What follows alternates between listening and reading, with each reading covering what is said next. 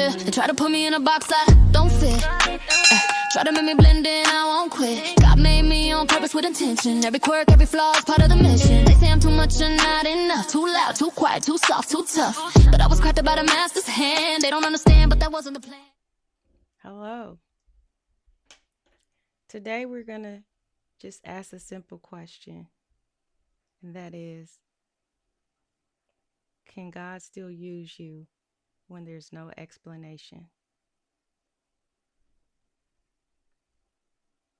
What do you do when there's no explanation? When the losses don't make sense, the pain feels excessive, when it feels like you've been tested way beyond what you can carry, can God still use you? During that season of time, can He still use you? Or can He only use you when it makes sense? Let's talk about it. Welcome. If this is your first time joining, my name is Melinda, and Coach Melinda, but I go by Melinda. And here is where faith, healing, and wellness kind of all come together. Today, we're going to talk about faith in the middle of trauma, not after it, during and in the middle of it. Because sometimes just life just hits you back to back to back, and you don't even have time to breathe, it seems like. So we're going to get into it, okay? If it's your first time, welcome, welcome, welcome. I appreciate you joining. If you're coming back, welcome back. Welcome home. If you're new here, just ignore my eyes. I've told everyone, I have really bad allergies and I'm anemic, but right now my allergies are really bad. So if you see the swelling and dark under here, and I'm natural. I don't ever wear makeup. I'm just natural. This is my skin. So whatever is happening inside, you can always see it on the outside. So just excuse that, okay? It's getting better though. This one is still a little bit dark, but this one is just swollen. But anyway, y'all pray for me. All right, so today let's go ahead and get into it.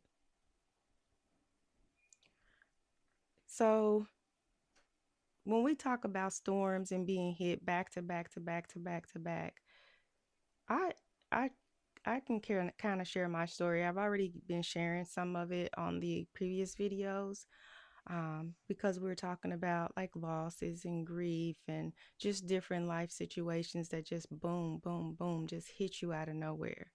So for me personally, it was a season in my life. If you haven't watched the other videos, I'll just go ahead and recap. There was a season in my life where we had like 4 deaths over, it's like a 2 year period. It was like boom, boom, boom, boom. You didn't even get over one before the next one came, and the next one, and the next one, and the next one. And then it's like on top of all of that, I still had like work. I still have a son to take care of and stuff like that. I had gotten engaged. Um, and it just felt like boom, boom, boom, boom. It just felt like it was relentless. And at the same time, like I said, I was dealing with like personal pressures of like I was a nurse manager. That was very stressful, especially like when COVID hit. Nursing was like super stressful. And anybody that was even a nurse, just not even, you didn't even have to be in management, but then add management on it because I was a nurse manager, then that put it like over the top with all this stuff going on. And so it felt like everything just was like boom, just hitting at once. And I just remember feeling like, man, I feel like Job. I know how Job felt. And because it was just like it was so many storms, and I'm like, Lord, am I being tested? But it still is like, it's not my will, let yours be done. But you said you wouldn't put too much on me than I can bear. But this is a lot. This is a lot. And so I felt like I was tested, I was pushed, People just, then then they have my name on their mouth, and it's like, keep my name out your mouth. You don't even know me like that. Like, I don't bother nobody.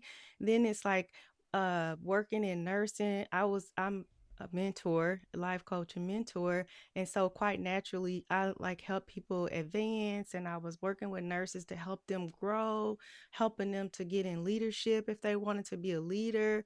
And those same people. And that's why I always tell people, don't ever bite the hand that feeds you, because it was those same people that I helped, that like, I came back to work from one of like from my sister's unexpected death, and it was like so much mess going on and all that. And it's like that the person that they should have been talking to about, they weren't even talking to that person that they really were mad at, but it was all projected at me. And I had just came back, and I was just like, this is too much. I said, this is way too much. On top of death, to deal with all this foolishness that don't even have anything to do with me. So I did. I felt like it was just a lot going on, a whole lot at the time. But I when I come to work, I always keep my personal life separate. I came to do a job, and I still promoted them. I still helped them because that's my calling. And I know most people, some of the managers, they used to always tell me, they used to say, Melinda, you're the most fair person I ever known. That's it. Everything can't be black and white. No, it's not black and white, but there is a right and wrong. Just because, you did all this foolishness and all this mess. My job here is to help people grow, to manage the clinics, and to make sure nurses get what they need. And if they want to grow, that's what I'm gonna do. And I told them, even though I knew it was like Judas sitting at the table with Judas. You sitting here breaking bread with me. I'm helping you with all this stuff, and you still did all that stuff. And I'm the same person that's signing your stuff, promote, and the same person sitting down with you, showing you how to get promoted, or if you wanted to be a manager, or if you're a nurse one and you want to move to a nurse two, or you're a nurse two and I get you to a nurse three. Same ones. But you know, I, hey, I just did it because that was what I was there for. I know a lot of managers and people wouldn't do it. I know. But that's my calling. So I'm not going to block my blessing for somebody else's foolishness in the midst of, I had way bigger things going on. I got family members leaving earth. Like, they're gone. And you're sitting here like peddly stuff that I didn't care about that. And I that's my calling. So I'm not going to block my blessing for you. Period. Period. Okay. So, yes, it wasn't just a loss. Like, I was trying to deal with that. Then it was a loss plus the emotional strain, plus like feeling like people attack you. And then it's like, when the devil can't get you one way, he'll try another way. If he can't get you that way, just think about it. When you have scenarios, if he can't get you on your job, he gonna get you in the house. If he can't get to you because he feels like you're too strong, he gonna go after your significant other. Okay, if he can't get your significant other, now they gonna go after your kids. Now you sitting here and got all these demonic spirits up in the house acting a fool. So no, I'm not. I'm gonna stay prayed up, even though it was a lot going on. And so it was a lot, like I said. And then I'm a person who kind of internalizes stuff, and I deal with stuff on my own, because for me, every single time I go through stuff, I, afterward, I always get elevated, like, every time. And so for me, even though it's so hard a lot of the times to go through it, every time I come out of it, I'm analyzing, like, what did you, it's always a lesson or a blessing in something. So I'm always figuring out, like, which one is this? Was this the lesson or was this the blessing? And I always figure, get the answer. So that's just me and how I handle mine. Um, but I know, like I told you on the other video, community is important. So, and if you are handling stuff by yourself and alone, if you're a loner and like you have internalized stuff, or when you have issues and problems or whatever, you internalize it, or you seclude yourself and only are by yourself, that's where the devil tries to move in on you. because he feel like you don't have no community. Like, who else is fighting for you? Who else is praying for you? But for me, I have prayer people, people praying for me. I have a whole prayer partner, and constantly we are on the same. We are, even though we may not even talk, we're on the same vein. So even if something comes up in my spirit to pray for her, I'm doing it, and vice versa. And then my friends, they like, my friends are all Christians, so I'm covered. So, and I got family members that are Christian. And it's like, you never know who you're entertaining. So it's like, no weapon formed against me is gonna prosper. Okay. Okay. So but the enemy does, when you get by yourself and you don't have you and they feel like you're by yourself and have you secluded, that's when all havoc breaks loose. That's when it all kind of breaks loose, because then it's like isolation is fertile ground for despair, because then you start feeling bad, feeling sorry for yourself, and why this and why that, and I'm just gonna stay to myself. I'm not gonna talk to anybody. That's exactly what he wants. That's what he wants. So when you're tired and alone, overwhelmed, that's when those little whispers, those little bitty whispers, get super loud. They get super loud. Oh, you see how they did that, huh? Yeah, where is he now? I thought he was going to be here with you. Or, yeah, this family member's gone. Who's going to help you with that now? It's just you. Like, so those little bitty whispers can grow into something big. Um, and some people may be like, well, if God loved you, then why are you going through all this?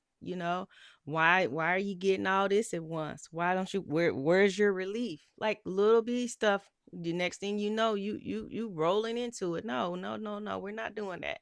And so if you don't have the tools, the support, or the spiritual grounding in place, it literally can spiral.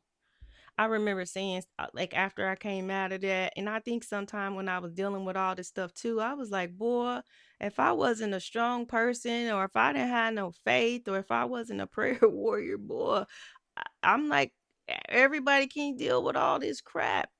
Some people couldn't even deal with like a piece of it, but that's where your faith and stuff comes in at, and your strength. It's like, um, when you're weak, he's strong.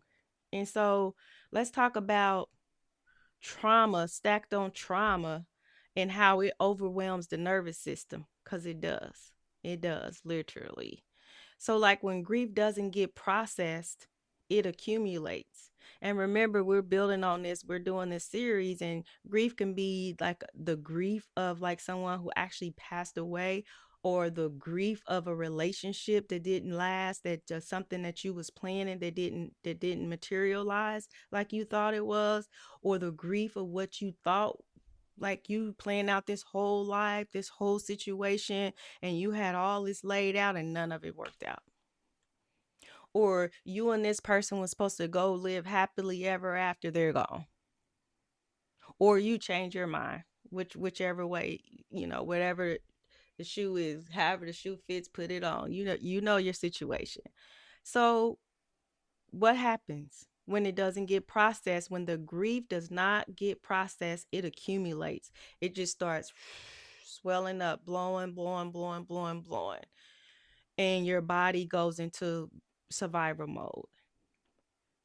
And for those who are just tuning in and has never been on my channel, I'm a nurse. And so I do a lot of teaching about like what happens physiologically too with all this trauma and stress. I really want you to kind of put the connect the dots. So your body goes in survival mode. Your mind starts to feel foggy. Like, you just feel like, have you ever like you went to sleep and you woke up, but you didn't feel like you slept because you didn't get a good REM sleep. Like, you was in like non-REM, what we call, like, you're in and out, but you really didn't get that deep sleep. And next thing you know, you're so tired, you're so stressed out, your brain is now foggy. So now you can't even comprehend probably like everything that you like. You can't remember stuff, or it ain't making sense sometimes because it's so much stress on your nervous system. And then next thing you know, your emotions, they start being unpredictable. You might start snapping over stuff that wasn't even relevant to be snapping on. It didn't even like it didn't warrant it. Like something little, and next thing you know, you popping off snapping. It could be at your kids, at your family members, your husband, your wife, your significant other, whoever. You're just popping off. You're going from 0 to 10, and you can't control it because there's so much going on internally. And then next thing is that I want you to know, though, you have all that stuff going on, but it still doesn't mean you're losing faith. So keep that in mind. You're not losing faith. It means literally your system is overloaded.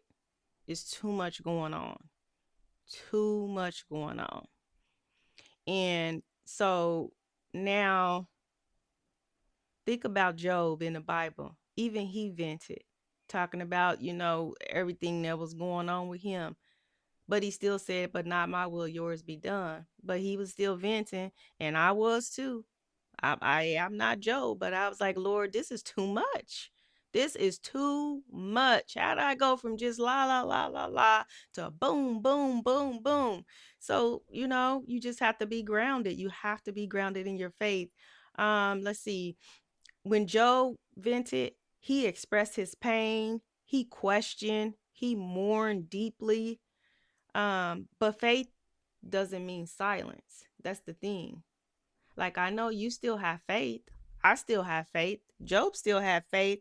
But I mean, I wasn't going to say anything. Lord, you know this is wrong. Why am I dealing with this? You see me helping these people. I'm still going to do your will because you gave me this gift. This is my purpose. But these people are clowning. I'm going to say it. Yes, I do. Sure do. And so faith does not mean silence, because look at what Psalms 34:18 says. It says, the Lord is near to the brokenhearted and save those who are crushed in spirit. Not near to the composed, not near to the unshaken, near to the brokenhearted. He is near the brokenhearted. Okay? And in Job 38, after all the suffering, God speaks. He doesn't explain every detail. He reminds Job of who he is. And sometimes God just doesn't give a whole explanation. Remember, his ways are not our ways. His thoughts are not our thoughts. Okay? Okay, so he can't just go in and weave in every single detail. But me, I'm so analytical. I would love to know every little detail because that's me. I'm analytical. But he doesn't give us every little detail. And sometimes you just don't get that explanation, but he does give revelation. Okay? He reminds you that he's still sovereign. Where were you? Like, for example, he said, where were you when I laid the fountain on the earth? That's Job 38:4. Where were you when I laid the fountain on the earth? It wasn't dismissal. It was just a perspective. Where were you? While you are complaining, where were you? So I have to remind myself. And I always say, not my will, but yours be done, because sometimes we want our own will to be done. But Jesus himself said, not my will, but yours be done, when he was on the cross, being crucified. So remember, submission is not weakness. And that's another thing I think about too, when I go through hard times and trials and tribulation, and people like attack me, like not physically, obviously, because no, we're not doing that. But if they start clowning and running their mouth and all that stuff, I'm like, Jesus was crucified. So who am I? Like, who am I to just walk through with like nobody's going to do anything or say anything out of pocket? It's going to happen, but it's how I respond. And me personally, this is how I look at it. So look, y'all, you guys will learn that I like analogies, right? So here you are, you're peaceful, you mind your own business, You stay out the way. You don't bother people. You don't get in all that drama because again, we like peace here, right? We love peace on this channel. So we're not sitting up here trying to get involved in all that foolishness and all that mess. We're just trying to be us. But here you go, when you're a peaceful person and people that's grimy and dirty and in the mud and always messy and dark and always keeping up darkness and mad because you're coming in just bopping all through. You're not trying to do that, or they're upset because they feel like you're smarter or you're this or you're that. And then they start throwing shots, right? So here we go. Here's our analogy for the day. Picture yourself as a giraffe. Because why? We're peaceful people. We're not trying to, we don't get in the way. We don't want all that drama. We just want peace, okay? So we're these giraffes eating up off the trees that's like haven't even fallen off the ground yet. We're eating fresh stuff that's way up here because we're giraffes. You know, they have long necks, so they're way up there. You got people down here like a turtle or a lizard or an alligator or a insect on the ground, grimy, doing all this stuff, ain't trying to grow or none of that. Here you are growing. You're just going higher and higher because you're growing, but you got these people down here. So why would you move from all the way up here eating the good stuff, all the fruit and stuff and the leaves or whatever that's up here that's fresh that haven't even touched the dirty ground? Why would you go all the way down to the dirt? We're not. So you know what I tell people when they do all that foolishness and it don't have nothing to do with me? You're a non-factor. And it's not mean or anything, but I'm not about to spend my wheels and energy on something that's a non-factor. So that's what I tell myself. That's a non-factor. I'm not a great deal with that. Because again, remember, we're not carrying all that weight on us and carrying everybody else's problems because a lot of times it's projected anger. Something they didn't do. So they want to take it out on you. No, ma'am. No, sir. So anyway, back to the message. I got off track, but I just thought I'd throw that in there. I love analogies. But just remember, submission is not weakness. And it's trust when clarity is absent. So you're still trusting in God to that, hey, I trust you. Even though I don't know where you taking me, wherever you gonna take me, you never led me astray. I trust you. It's saying, I don't understand this season, but I still trust you in it. Being honest. I don't know what's going on, but I trust you. So can God use you when there's no explanation? Yes. Yeah, he can. He absolutely can. And so, you know how? He uses your endurance. He uses your testimony. Just like now, I'm telling you stuff. It's just a little small testimony. He uses your brokenness. We've all been through stuff. But you know what? Turn that pain into purpose and use it to help somebody or use it for good. He uses your honesty. See, that's again, truth tellers. Like, honesty is the best answer anyway, because by the time you sit there and try to figure out and make up something, now you got to figure out what you said, and then you don't have all the pieces. And then the people that are honest, like, we remember all the pieces because we're honest. So we're going to remember everything you said. So if it ain't matching up, we're going to tell you that this is not matching up. But if you're honest all the time, you don't have to worry about that because the truth don't change. It doesn't change at all. So anyway, he uses your honesty, okay? And so you don't have to have the answers to have purpose. You don't have to have all the answers, sis. You got purpose. You just need to tap into it. And that's just the thing. It's like you're worthy. Like you have purpose. Everyone has purpose. Everyone has some type of talent. You just need to tap into it. Okay? And peace in those seasons doesn't come from understanding, because you may not understand everything. So that doesn't mean that, oh, once I understand, I'm gonna have peace. Well, no, I'm gonna have peace to know that he's gonna still take care of me regardless, whatever that looks like. And it all comes from anchoring, and anchoring in God's character, anchoring in our community. Remember, community is important. Having somebody to talk to, a close confidant, friend, pastor, some people it's psychologists, whoever, um, and anchoring in truth. What they say, the truth shall set, I can't talk. The truth shall set you free. Okay. And so we're going to go ahead and close this because I've been going on and on. If you're in a season where there's losses and they feel stacked and an explanation is missing, you're not abandoned. You are being sustained. And even when it feels unbearable, you can make it through. Not because you're strong alone, but because God is near the brokenhearted. Okay. And so this is part of our faith healing and emotional wellness series where we heal spiritually and emotionally, even when we don't understand the season. See it like my allergy, my mouth me dry, my sinuses, sorry. So even when we don't understand the seasons, still we stand strong. Okay. So if this message spoke to you, make sure you like and subscribe. And as always, I'm wishing you peace, joy, love, happiness. Okay? Peace, joy, love, and happiness. Let's live a peaceful life together.